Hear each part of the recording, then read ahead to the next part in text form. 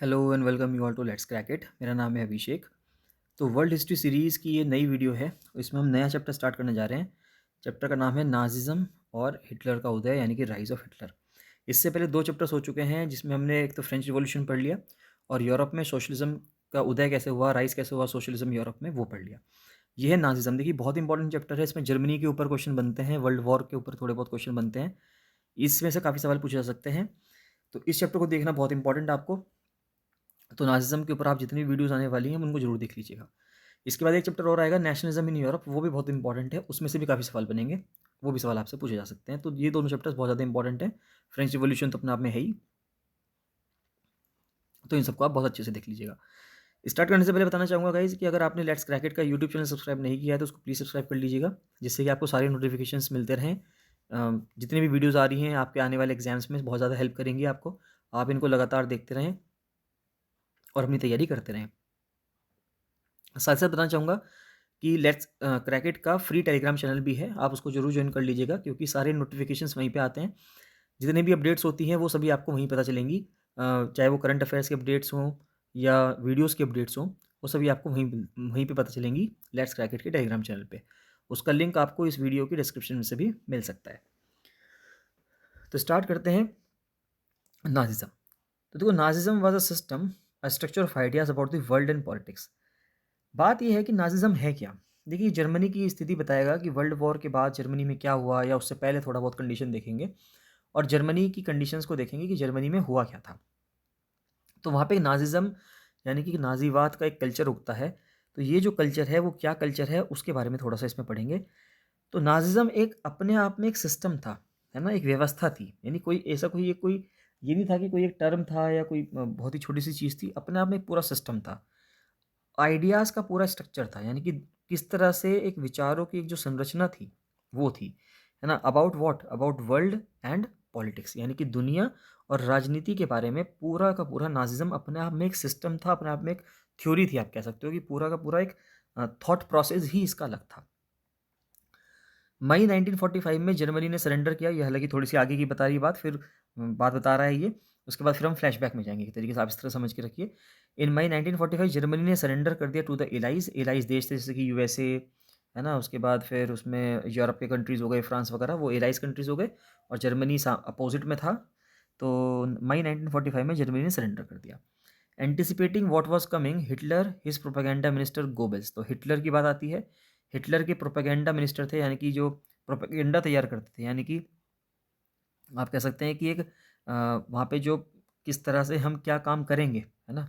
तो उस काम को तैयार करने के लिए जो मिनिस्टर था गोबल्स, और उसकी जो एंटायर फैमिली थी, उसने क्या कर लिया, सुसाइड कर लिया 1945 में, कलेक्टिवली इन हिज़ बर्लिन बंकर इन अप्रैल। बर्लिन जो है वो इस टाइम पे जर्मनी की राजधानी है।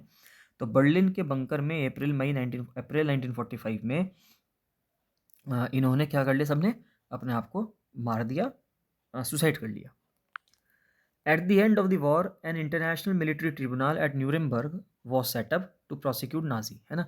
तो जब युद्ध खत्म हुआ, 1945 का युद्ध खत्म हुआ, तो एक इंटरनेशनल मिलिट्री ट्रिब्यूनल बनाया गया न्यूरेमबर्ग में। इंटरनेशनल यानी कि अंतर्राष्ट्रीय सेना ट्रिब्यूनल, यानी कि आप कह सकते हो कि ये न्यायाधिकरण था जिस जो न्यूरेमबर्ग में स्टैब्लिश किया गया। न्यूरेमबर्ग एक शहर है जर्मनी का।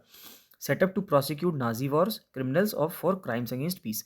तो जो नाजीज थे, उनको जो युद्ध में जो भी उन्होंने क्रिमिनैलिटी करी, जो भी उन्होंने लोगों के ऊपर गलत काम किए, तो उन सब के लिए उनको सज़ा मिलनी थी। फॉर वॉर क्राइम्स, युद्ध के दौरान जो उन्होंने अपराध करे, या क्राइम्स अगेंस्ट ह्यूमैनिटी, यानी कि इंसानियत के खिलाफ जो उन्होंने अपराध करे, उन सब के लिए, यानी कि मानवता के खिलाफ अपराध, युद्ध अपराध, है ना? और तो शांति के खिलाफ जो अपराध करे उन्होंने, उस सब चीज़ के लिए उनको सज़ा मिलेगी। Germany's conduct during the war, especially those actions which came to be called crimes against humanity, raised serious moral and ethical questions, है ना? और वो क्या एक्ट थे, वो इंपॉर्टेंट बात है कि जर्मनी ने युद्ध के दौरान जो भी वहाँ पे काम किया, जर्मनी के अंदर जो भी हुआ, वो बहुत ही गलत हुआ। तो वो क्या चीज़ें थी जो गलत हुई, वो अब हम इस चैप्टर में पढ़ने जा रहे हैं। Under the shade of the Second World War, Germany ने एक जीनोसाइडल वॉर कर दिया। जीनोसाइड का क्या मतलब होता है? देखिए, जीन का मतलब हो गया आपकी एक लीनिएज, जो जीन्स चलती आ रही हैं। तो जीनोसाइडल वॉर का मतलब हो गया कि आपने पूरी की पूरी एक जीन्स को या जनरेशन को ही ख़त्म कर दिया। आपने इतने लोग मार दिए कि पूरी की पूरी जनरेशन ख़त्म हो जाए, तो उसको हम बोलते हैं genocidal war, which resulted in the mass murder, है ना? बहुत बड़ी स्केल पे आपने लोगों को मार दिया, of selected group of innocent civilians of Europe. तो इनोसेंट सिविलियंस यानी जिनका कोई मतलब भी नहीं था, उन लोगों को हिटलर ने या जर्मनी में जो नाजी लोग थे उन्होंने मार दिया। जितने लोग मारे गए थे उनमें से 6 मिलियन, देखिए 6 मिलियन की बात कर रहा है वो, यानी कि 6 मिलियन का मतलब हो गया 60 लाख। 60 लाख ज्यूज़ मार दिए गए, 2 लाख जिप्सीज मार दिए गए, आगे पढ़ेंगे जिप्सीज कौन होते हैं। 10 लाख पोलिश यानी कि जो पोलैंड के लोग थे, 10 लाख पोलैंड के लोग मार दिए। तो 60 लाख और 10 लाख 70 लाख और 2 लाख ये 72 लैक्स हो गए। 70,000 जर्मन्स मार दिए गए। 70,000 वो जर्मन्स मारे गए जो मेंटली या फिजिकली डिसेबल थे, यानी कि नाजीज़ के टाइम पे बिल्कुल जो परफेक्ट पर्सन होगा वही जीने का हकदार था। जो थोड़ा बहुत मेंटली डिस्टर्ब हुआ या फिजिकली डिसेबल हुआ उनको भी मार दिया जाता था, बिसाइड्स इनन्यूमरेबल पॉलिटिकल ओपोनेंट्स। और जो भी हिटलर के अगेंस्ट में पॉलिटिकल ओपोनेंट होता था उसको भी मार दिया गया। तो 70, तो कितने लैक्स हो गए अब आप काउंट कर सकते हैं, 60 लाख और 10 लाख 70 लाख 72 लाख, तो यानी कि अराउंड 73 लाख पीपल ये रिकॉर्डेड है। अब आप सबसे बड़ी बात यह है कि हमेशा आप देखिए जितने लोग रिकॉर्डेड आते हैं उससे कहीं ज़्यादा ही डेथ्स होती हैं। तो 73 लाख लोग तो इन्होंने रिकॉर्ड किए हैं कि इतने डेथ्स तो हुई हैं, तो एक्चुअल में कितनी हुई होंगी वी कैन नॉट इमेजिन। तो Nazis devised an unprecedented means of killing people, that is by guessing them in various killing centre like Auschwitz. तो ये ऑशविट्स आज के टाइम पे कहाँ पे है, पोलैंड में है। क्वेश्चन पूछा जा सकता है आपसे। तो नाजीज ने एक बहुत ही अच्छा तरीका निकाला मारने का, एक अनप्रेसिडेंटेड। अनप्रेसिडेंटेड का मतलब हुआ कि ऐसा पहले कभी नहीं हुआ था, ऐसा तरीका निकाला। तो क्या तरीका निकाला कि उनको गोली से नहीं मारते थे, चाकू से नहीं मार रहे, किसी चीज़ से नहीं मार रहे, उनको एक गैस चैम्बर में लेके जाते थे, वहाँ पे ऊपर से गैस छोड़ देते थे। तो गैस के दौरान गैस जैसी उस चैम्बर में एंटर करती थी, वे लोग कुछ ही देर में, कुछ ही सेकंड्स में सब लोग उस चैम्बर में जितने भी होते थे सब मर जाते थे। तो ये बहुत ही एक अलग तरीका निकाला गया लोगों को मारने का। The Nuremberg tribunal sentenced only 11 leading Nazis to death. तो इतने 70 लाख लोगों को मारने के चक्कर में सिर्फ 11 लोगों को ट्रिब्यूनल ने सजा सुनाई। Many others were imprison for life. कई लोगों को आजीवन कारावास दे दिया गया, बाकी 11 लोगों को कहा गया कि भाई इनको हैंग टू बी डेथ करा जाएगा। The retribution did come, yet the punishment of the Nazis was far short of the brutality and extent of their crimes. Retribution did कम यानी कि प्रतिशोध तो आया, अगर आप देखेंगे तो प्रतिशोध तो आया, कोर्ट ने जो फैसला दिया, लेकिन फिर भी ये पनिशमेंट नाजीज के लिए कुछ नहीं था, है ना। ये बहुत छोटी सी पनिशमेंट थी। जो जघन्य अपराध जो उन्होंने किए थे उस टाइम पे, ब्रूटैलिटी जो उन्होंने की थी, उसके सामने ये जो उनको सजा मिली वो कुछ भी नहीं थी। The allies did not want to be as harsh on defeated Germany as they had been after the first world War. वो जर्मनी पे अब उतना हार्श नहीं होना चाहते थे, क्योंकि जर्मनी वापस हार गया था। वर्ल्ड वॉर 1 में भी हारा और वर्ल्ड वॉर 2 में भी हारा जैसे। तो वर्ल्ड वॉर 2 में हारने के बाद एलाइज जो थे, यानी कि यूएसए, ब्रिटेन वगैरह जो कंट्रीज थे, वो इतना हार्श नहीं होना चाह रहे थे जर्मनी पे जितना वो वर्ल्ड वॉर 1 के बाद हुए थे। Everyone came to feel that the rise of Nazi Germany could be partly traced back to the German experience at the end of the first world war. तो ये समझ में आया लोगों को कि नाजी जर्मनी का उदय क्यों हुआ। नाजी जर्मनी का उदय इसलिए ही हुआ क्योंकि फर्स्ट वर्ल्ड वॉर के दौरान जो डेवलप्ड कंट्रीज थे, यानी कि जो उस टाइम पे डेवलप्ड कर दो या जो उस टाइम पे जीते हुए कंट्रीज थे, जो युद्ध जीते थे वर्ल्ड वॉर 1, उन्होंने बहुत ज़्यादा अत्याचार करे हारे हुए जर्मनी पे। तो जब उन्होंने अत्याचार करे, उसको शर्मिंदा करा जर्मनी को, तो जर्मनी के लोग थे उनमें से एक गुस्सा निकल के आया, जिसमें से एक नाजी जर्मनी का उदय हुआ। तो जिसकी वजह से इतनी तबाही जर्मनी में या वर्ल्ड वॉर 2 में हुई। एलाइज कौन थे, एलाइड पावर्स कौन कौन से थे, जैसे कि यूके था, फ्रांस था। 1941 में यूएसएसआर और यूएसए ने भी ज्वाइन कर लिया एलाइड की तरफ से। दे फॉट अगेंस्ट, ये अगेंस्ट किसके लड़े, एक्सिस पावर के। एक तरफ थी एलाइड पावर्स, दूसरी तरफ थी एक्सिस पावर। तो ये जो एक्सिस पावर थी इसमें कौन कौन थे, इसमें जर्मनी था, इटली था और जापान था। इसमें से जापान के ऊपर बाद में एटम बॉम्ब डालकर 1945 में इसको युद्ध को ख़त्म किया गया। इटली हारा इस टाइम पे, जर्मनी हारा। फिर आता है वेमार रिपब्लिक का बर्थ कैसे हुआ। अगर आप देखेंगे तो भारत ने वेमार रिपब्लिक से इंडियन कॉन्स्टिट्यूशन में क्या लिया है, ये आप मुझे बताएंगे। देखिए, इंडियन कॉन्स्टिट्यूशन ने अलग अलग देशों के संविधानों से अलग अलग चीज़ें अडॉप्ट करी हैं। तो उसमें से एक प्रोविज़न हमने वेमार रिपब्लिक के, जो जर्मनी का जो वेमार रिपब्लिक का जो कॉन्स्टिट्यूशन था, उससे भी हमने, हमारे कॉन्स्टिट्यूशन ने एक चीज़ ली है। वो क्या ली है वो आप मुझे कॉमेंट सेक्शन में कॉमेंट करके बताएंगे। तो कह रहा है कि जर्मनी जो कि एक पावरफुल एम्पायर था अर्ली ईयर्स में of the 20th century for the first world War, पहला वर्ल्ड वॉर लड़ा ये alongside the Austrian empire, Austria के साथ मिलकर लड़ा अगेंस्ट द एलाइज, उसमें ये हार गए। All join the war enthusiastically hoping to gain from a quick victory, सबको लगा कि जल्दी जीत जाएंगे। Little did they realise that the war would stretch on, eventually draining Europe of all its resources. तो लोगों को, बहुत कम लोगों को पता था कि ये युद्ध इतना लंबा चलेगा, कि 5 साल चलेगा, 1914 से 1918 या 1919 तक चला, और इसमें यूरोप के जितने भी रिसोर्सेज थे, क्योंकि जब भी युद्ध होता है तो वहाँ पे खर्चा बहुत होगा, क्योंकि आपको, हमने पढ़ लिया कि सोशलिज्म इन यूरोप में हमने पढ़ा था अभी, कि रशिया में किस तरह से बहुत दिक्कतें आई जब वर्ल्ड वॉर चल रहा था। तो पूरा यूरोप क्या था, पूरा यूरोप जो है, पूरे यूरोप का जो पैसा था या खजाना था पूरे यूरोप का, वो इस युद्ध में लग गया। Germany made initial gains by occupying France and Belgium. तो जर्मनी को शुरू में तो बहुत फायदा हुआ, उन्होंने फ्रांस पे कब्जा कर लिया, बेल्जियम पे कब्जा कर लिया। However the allies strength by the US entry 1917। लेकिन जैसे ही यूएसए की एंट्री हुई 1917 में, एलाइज को बहुत ज़्यादा अपर हैंड मिल गया और उन्होंने जर्मनी को हराना शुरू कर दिया। डिफीटिंग जर्मनी, जर्मनी को हरा दिया, एंड सेंट्रल पावर इन नवंबर 1918 में जर्मनी वगैरह को सबको हरा दिया यूएसए की मदद से।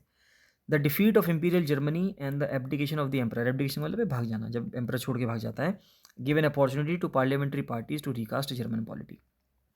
जब इंपीरियल जर्मनी, यानी कि उस टाइम पे जो राजशाही जर्मनी था, जब वो हार गया और वहाँ का जो राजा था वो छोड़ के चला गया, तो अब वहाँ के पार्लियामेंट्री पार्टीज़ को ये मौका मिला कि हम जर्मन की जो पॉलिटी है, यानी कि जो जर्मन का जो राजनीति है, उसको दोबारा से रीऑर्गेनाइज करेंगे। A national assembly met at Weimar and established a democratic constitution with a federal structure. तो नेशनल असेंबली बैठी वेमार में और उसने एक डेमोक्रेटिक कॉन्स्टिट्यूशन बना दिया, यानी कि संविधान बनाया 1917 में जर्मनी का। डेप्यूटीज़ 17 नहीं, बाद में बनाया, 18 या 19 के बाद। Deputies were now elected to the German parliament और रीचस्टैग। तो डेप्यूटीज़ को जो है इलेक्ट किया गया जर्मन पार्लियामेंट में। जर्मन पार्लियामेंट का नाम था Reichstag, on the basis of equal and universal votes, है ना, cast by all adults including women. तो औरतों ने भी यहाँ पे जर्मनी के इलेक्शंस में पार्टिसिपेट किया था, वोट दिया था। This republic however was not received well by its own people, largely because of the terms it was forced to accept after Germany is defeat at the end of the first world war. तो ये जो Republic था, Weimar Republic जो बना था, इसको सभी लोगों ने एक्सेप्ट नहीं किया, है ना, नॉट रिसीव्ड वेल, है ना, सभी लोगों ने एक्सेप्ट नहीं करा। क्यों क्यों नहीं करा? Because of the terms it was force to accept. क्योंकि कुछ टर्म्स थे, यानी कुछ कंडीशंस थी, कुछ ऐसी परिस्थितियां थी जो जर्मनी को माननी पड़ी हारने के बाद, है ना। तो कई सारी कंडीशंस ऐसी उस पर थोप दी गई जो उसको माननी पड़ी जब वो हार गया फर्स्ट वर्ल्ड वॉर के ख़त्म होने के बाद। पीस ट्रीटी जो वर्साइल में हुई थी, है ना, जो peace treaty at Versailles with the allies was a harsh and humiliating peace treaty. अब क्या हुआ कि ट्रीटी ऑफ वर्साइल तो हुई, जो ट्रीटी ऑफ वर्साइल थी एलाइज कंट्री के साथ में, उसने बहुत ज़्यादा ह्यूमिलेटिंग और हार्श कंडीशंस रख दी सामने वाले जो देश हारे थे उनके ऊपर। Germany lost its overseas colonies. Germany की जितनी भी ओवरसीज, यानी कि बाहर, अपने यूरोप से बाहर जितने भी उसकी उपनिवेश थे, कॉलोनीज थी, उन सबको वो हार गया। A tenth of its population, उसकी जनसंख्या का 1/10वां हिस्सा की जो टेरिटरी थी वो चली गई, वो उसके छोड़ दिया उसको। 13% उसकी टेरिटरी खत्म हो गई, वो दूसरे देशों ने कब्जा ली। 75% जो उसके आयरन का एरिया था, जो 26% उसके कोल का एरिया था, वो उसको छोड़ना पड़ गया। वो उसको फ्रांस को, पोलैंड को, डेनमार्क को, लिथुआनिया का देना पड़ गया। यानी कि इन सभी कंट्रीज़ में उसका एरिया बढ़ गया। तो जर्मनी को फर्स्ट वर्ल्ड वॉर के बाद बहुत ज़्यादा नुकसान हुआ और ह्यूमिलेशन, यानी कि एक, आप कह सकते हो, एक बेइज्जती उसको सहनी पड़ी। Allied powers demilitarise Germany to weaken its power. तो एलाइड पावर जो थे, यानी कि यूके, यूएसए, फ्रांस, इन्होंने क्या करा? जर्मनी को डीमिलिटराइज कर दिया, यानी कि जर्मनी के पास अब हथियार नहीं है, डीमिलिटराइज हो गया वो, जिससे कि उसकी पावर क्या हो जाए? कम हो जाए। एक वॉर गिल्ट क्लॉज लगाया गया, ये बहुत ही इंपॉर्टेंट क्लॉज है, ये पूछा जा सकता है आपसे कि एक वॉर गिल्ट क्लॉज लगाया गया जर्मनी पे, कि कहा गया जर्मनी को कि भाई तुम रेस्पॉन्सिबल हो इस युद्ध के लिए, और इसमें जितने भी डैमेजेस हुए हैं एलाइड कंट्रीज़ के, उसकी भरपाई कौन करेगा? उसका भरपाई आप करेंगे और उसके लिए पैसा आप देंगे। इस क्लॉज के तहत, वॉर गिल्ट क्लॉज के तहत, तो वॉर गिल्ट क्लॉज के तहत आप हमें पैसा देंगे, और जैसे फ्रांस का, यूके का या यूएसए का जो नुकसान हुआ है वो उस पैसे से उसकी भरपाई की जाएगी। Germany was forced to pay compensation amounting to 6 billion pounds. तो 6 बिलियन पाउंड्स का उसको पैसे देने पड़े जर्मनी को, जो अपने आप में एक बहुत बड़ा अमाउंट है, बहुत सिग्निफिकेंट अमाउंट है। Allied आर्मीज also occupied the resource rich Rhineland for much of the 1920s। जो एलाइड आर्मीज थी, यानी कि यूके यूएसए और फ्रांस की जो आर्मीज थी, उसने राइनलैंड, यानी कि जो बहुत ही इंपॉर्टेंट एरिया है जर्मनी का, आज के टाइम पे जर्मनी का है, उस टाइम पे राइनलैंड जो था 1920s में कई सारे साल तक इन्हीं कंट्रीज़ ने, एलाइड कंट्रीज़ ने, जिसमें से फ्रांस हो गया, यूके हो गया, यूएसए हो गया, इन्होंने इसको कब्जा रखा था। Many Germans held the new Weimar republic responsible for not only the defeat in the war but the disgrace at Versailles. तो कई सारे जर्मन्स को लगता था कि भाई जो ये नया वेमार रिपब्लिक है कि ये तो हमारी मतलब ये रिस्पॉन्सिबल है for not only defeat in the war, कि ये सिर्फ हारने के लिए रिस्पॉन्सिबल नहीं है, लेकिन जो वर्साइल ट्रीटी के दौरान जो हमारी बेइज्जती हुई है कि हमें पैसे देना पड़ रहा है, वॉर गिल्ट क्लोज लगा दिया गया हमारे पे, तो इस सब के लिए भी ट्रीटी ऑफ वर्साइल ही या वेमार रिपब्लिक ही जिम्मेदार है। इफेक्ट्स ऑफ द वॉर क्या होते हैं कि यानी कि युद्ध के प्रभाव क्या हुए, तो war had a devastating impact, होना ही था जब जो वॉर का मतलब ही यही है कि नुकसान होना ही होना है, on the entire continent from both psychologically and financially. तो चाहे मनोवैज्ञानिकली हो, यानी कि मनोविज्ञान से अगर आप देखोगे दिमागी रूप में, और चाहे फाइनेंशियली हो पैसे के रूप में, हर तरीके से यूरोप का नुकसान ही हुआ था। From a continent of creditors Europe turn into one of debtors, यानी कि एक ऐसा ये कॉन्टिनेंट था, महाद्वीप था, जहाँ पे क्रेडिटर्स रहते थे। क्रेडिटर्स मतलब वो लोग जो उधार दिया करते थे दूसरे देशों को, दूसरे लोगों को। आज यूरोप लड़ाई के बाद ऐसी स्थिति में आ गया कि यूरोप को खुद ही उधार लेना पड़ रहा है दूसरे देशों से। Unfortunately the infant Weimar Republic was being made to pay for the sins of the old empire. बदकिस्मती से आप ये कह सकते हैं कि क्या हुआ कि जो इन्फेंट वेमार रिपब्लिक था, यानी कि जो बिल्कुल नवजात जो वेमार रिपब्लिक जो पैदा हुआ वहाँ पे 1918-1919 में, उसको उन पापों के लिए पे करना पड़ा जो कि ओल्ड एम्पायर ने इससे पहले का, यानी कि वेमार रिपब्लिक से पहले का जो एम्पायर था, इम्पीरियल जर्मनी जो था, जो उसने गलतियाँ करी, उसका भुगतान किसको करना पड़ा? वेमार रिपब्लिक को करना पड़ा।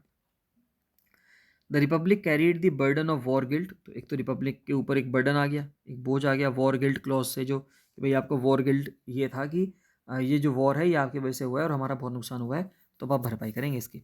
And national humiliation and was financially crippled by being forced to pay compensation, और फाइनेंशियली उसको क्रिपल कर दिया गया by being forced to pay compensation, कि आपको कॉम्पनसेशन पे करना पड़ेगा। Those who supported the Weimar republic, Weimar republic को किस किसने सपोर्ट किया? सोशलिस्ट लोगों ने, समाजवाद लोगों ने, कैथोलिक्स जो एक क्रिश्चियन धर्म को मानने वाले लोग हैं, डेमोक्रेट्स थे जो डेमोक्रेसी में बिलीव करते थे, लोकतांत्रिक सेवा में, लोकतांत्रिक प्रशासन में बिलीव करते थे। Become easy targets of attack in the conservative national circles, तो अब ये लोग जो थे, ये लोग बहुत ही ज़्यादा ईजी टारगेट बन गए अटैक होने के, क्योंकि ये लोग वेमार रिपब्लिक को सपोर्ट कर रहे थे, लेकिन लोगों को वेमार रिपब्लिक पसंद नहीं आ रहा था। तो इन सभी लोगों को मॉकिंगली, यानी कि मजाक में क्या कहा जाता था? इन सबको नवंबर क्रिमिनल्स कहा जाता था। या पूछ सकते हैं आपसे कि नवंबर क्रिमिनल्स किनको कहा जाता था? This mindset had a major impact on the political developments of the early 1930s। तो वहाँ पे जो पॉलिटिकल डेवलपमेंट्स होते हैं 1930 के, उसमें बहुत ज़्यादा इम्पैक्ट हुआ इसका, बहुत ज़्यादा असर पड़ा लोगों के दिमाग पे। First world war left a deep imprint on European society and politics, तो फर्स्ट वर्ल्ड वॉर से भाई बहुत बड़ा फर्क पड़ा यूरोपियन सोसाइटी को, यूरोपियन समाज को। Soldiers came to be placed above civilian, soldiers को ऊपर रखा जाने लगा सिविलियन से, उनकी ज़्यादा रिस्पेक्ट होने लगी। Politicians, publicists laid great stress on the need for men to be aggressive, strong, masculine. तो जो राजनेता थे, पब्लिसिस्ट थे, उन्होंने ये कहा कि भाई पुरुषों को, आदमियों को जो है ज़्यादा एग्रेसिव होना चाहिए, स्ट्रॉन्ग होना चाहिए, मैस्कुलिन होना चाहिए, तभी तो वो युद्ध करने जाएंगे, तभी तो उनकी एक पर्सनैलिटी दिखेगी एज अ सोल्जर। तो वो उन चीज़ों पे ध्यान देने लगे, उन चीज़ों को एम्फेसिस देने लगे। मीडिया ग्लोरीफाइड ट्रेंच लाइफ है ना, कि जो ट्रेंच खोदकर, यानी गड्ढे खोद खोद कर जो आर्मी में लोग रहते हैं, बंकर बना के जो लोग रहते हैं, मीडिया ने उसको ग्लोरीफाई करना शुरू कर दिया, यानी उसके गुणगान गाने शुरू कर दिए। ट्रुथ तो ये था कि सोल्जर्स तो एक बहुत ही मुसीबत वाली ज़िंदगी जीते थे, मिजरेबल लाइफ जीते थे इन गड्ढों में, इन ट्रेंचेस में, trapped with rats feeding on corpses. तो जो रैट्स थे, यानी जो चूहे थे, वहाँ पे अगर कोई लाश पड़ी हुई है तो उस पर चूहे लाश को खाते रहते थे। तो ऐसी स्थिति में ये लोग रहते थे। They faced poisonous gas, enemy shelling, witness their ranks reduce rapidly. तो अब क्या होता कि वहाँ पे पॉइजनस गैस हो गई, यानी कि जहरीली गैस का निकलना हो गया, एनिमी के द्वारा, दुश्मनों के द्वारा जो बंदूक से गोलियां चलानी हो गई, शेलिंग हो गई। तो इसके वजह से क्या था, उनकी जो रैंक्स थी, रैंक्स का मतलब यहाँ पे हेल्थ भी है और उनकी अपनी पर्सनल ग्रोथ भी है, तो वो क्या होती थी, वो रिड्यूस होती जा रही थी। Aggressive war propaganda and national honour occupied centre stage, यानी कि एग्रेसिव वॉर प्रोपेगेंडा, यानी कि एक ऐसा प्रोपेगेंडा, यानी कि एक ऐसा प्रचार करने का वो अपना लिया गया कि आक्रामक युद्ध का प्रचार होगा, नेशनल ऑनर और जो कि एक राष्ट्र का सम्मान है, इसने एक सेंटर स्टेज ले ली, किसमें? पब्लिक स्फेयर में। लोग जो बात करते थे, लोग किस किस के बारे में बात करते थे? एक तो एग्रेसिव वॉर के लिए और एक नेशनल ऑनर के लिए। While popular support grew for conservative dictatorships that had recently come into being, तो कंजर्वेटिव डिक्टेटरशिप जो थी उसके लिए सपोर्ट आने लगा। ये सब जर्मनी की बात चल रही है। Democracy was indeed a young and fragile idea which could not survive the instabilities of inter war Europe. तो ये बहुत इंपॉर्टेंट लाइन है कि डेमोक्रेसी अपने आप में एक बहुत ही यंग था और एक बहुत ही फ्रेजाइल आइडिया था, नाजुक आइडिया था उस टाइम का, जो उस टाइम पे यूरोप आपस में जो लड़ रहा था, तो यूरोप के आपस में लड़ने की वजह से जो यूरोप में स्टेबिलिटी थी, तो वहाँ पे डेमोक्रेसी नहीं आ सकती थी। चलिए, पॉलिटिकल रेडिकलिज्म और इकोनॉमिक क्राइसिस ये हम नेक्स्ट वीडियो में कवर करेंगे। गाइज, अगर आप 7-8 दिन बचे हैं, 10 दिन बचे हैं, अभी आज हम 13th में हैं, तो अभी कुछ दिन बचे हैं, तो आप अच्छे से अब रिवीजन करते रहिए। अब आप नया कुछ मत पढ़िए, अब आप रिवीजन करते रहिए। अ, अगर आपने कोई टेस्ट सीरीज ज्वाइन कर रखी थी, तो उसके टेस्ट पेपर्स वगैरह होंगे, क्वेश्चंस होंगे, प्रीवियस ईयर क्वेश्चंस होंगे, जो भी आपके पास मटेरियल है, आप उससे उसको रिवाइज करते रहिए। इस टाइम रिवीजन का टाइम है। अगर आपके पास नोट्स नहीं है तो आप नोट्स ले लीजिए, नोट्स पेड हैं, यू हैव टू पे a little amount of money, और उसके बाद जो है आपको नोट्स मिल जाएंगे। अगर इन केस आपको नोट्स चाहिए पढ़ने के लिए फटाफट, तो आप नोट्स ले सकते हैं। कुछ स्टूडेंट ऐसे हैं कि जिनको टेस्ट सीरीज लेनी है, जिससे कि एंड टाइम पे वो सारे टेस्ट्स को एक साथ कवर करके अपने पेपर अच्छे से दे पाएँ, उनको कॉन्फिडेंस बिल्डअप हो पाए, तो वो टेस्ट सीरीज भी ज्वाइन कर सकते हैं। तो अगर आपको ज्वाइन करना है तो आप मुझे 7665804421 पर कॉल या मैसेज कर लीजिएगा। बाकी वीडियो को देखते रहिए। वीडियो भी कुछ थोड़ी सी वीडियो और आएंगी, 3-4 वीडियोस 5 वीडियोस में ये चैप्टर वेमा रिपब्लिक वाला चैप्टर जो है जर्मनी वाला, ये कंप्लीट हो जाएगा। तो मिलते हैं नेक्स्ट वीडियो में। So thank you and bye bye.